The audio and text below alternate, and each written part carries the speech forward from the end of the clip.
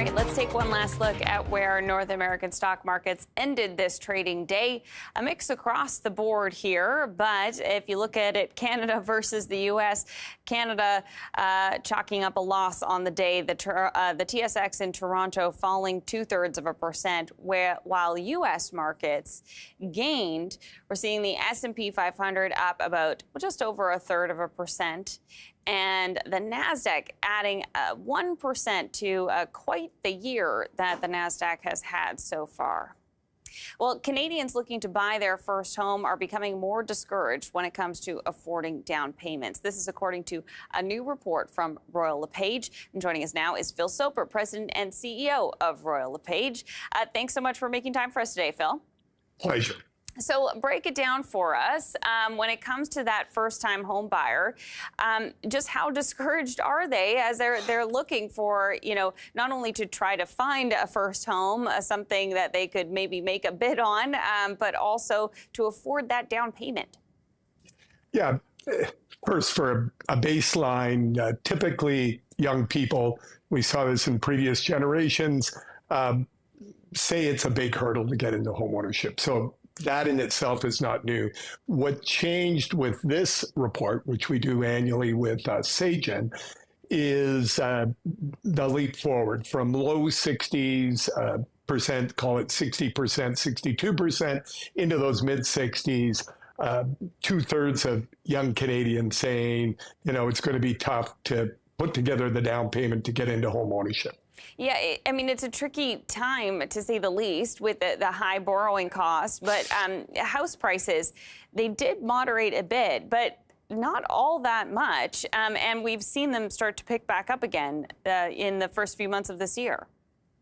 Yeah, they're definitely on an upward trajectory. Now, they're still much more affordable than that first quarter 22 peak, but that doesn't make them affordable. And of course, most people, especially first-time home buyers, they don't look at the sticker price on a home, they look at the monthly carrying costs. So with the cost of borrowing up, it really has made it more challenging. Doesn't mean they're going to find a way.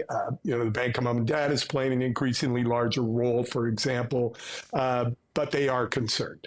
Yeah, tell us more about that component.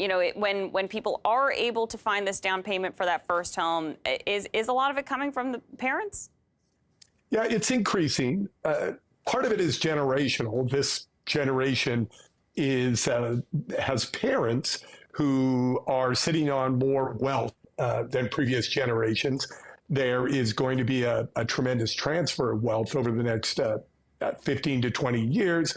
And some people are saying, well, if their kids are going to get it anyway, I might as well give it to them earlier. In the study, a full 35% of people suggested that families would be providing some support for that down payment. And increasingly, some people are getting help even with their monthly payments.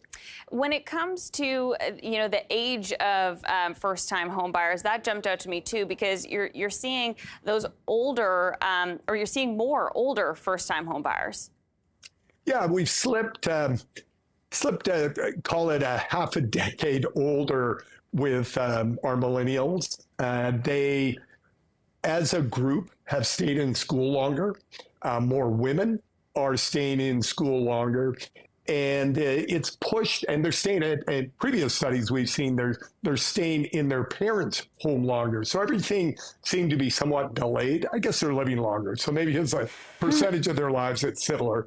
But yeah, they're getting into the home ownership in their 30s.